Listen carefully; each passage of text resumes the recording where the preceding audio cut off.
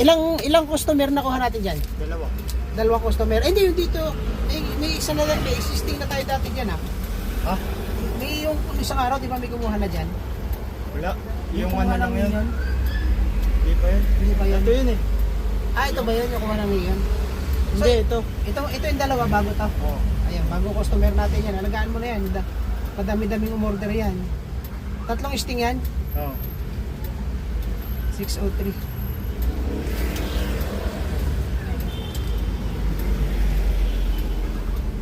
O, di ba? Ganyan lang. Dalawang customer na idagdag ko dito sa area.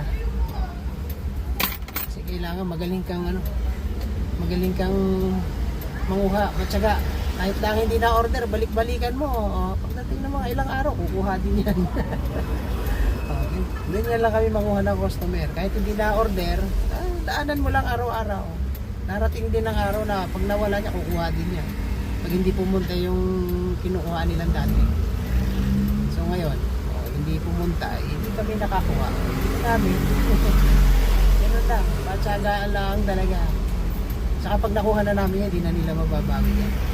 Medyo madami-daming umorder. Ayun, daming order, oh.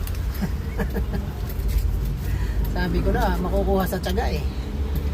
Tiyaga-tiyaga lang para sa mga customer natin. Ito eh, customer nung kabilang dealer. Eh ngayon, sa amin na raw kukuha. Sabi ko, mas matamis yung soft drinks namin kaysa doon sa kabila. Meron kaming extra sugar.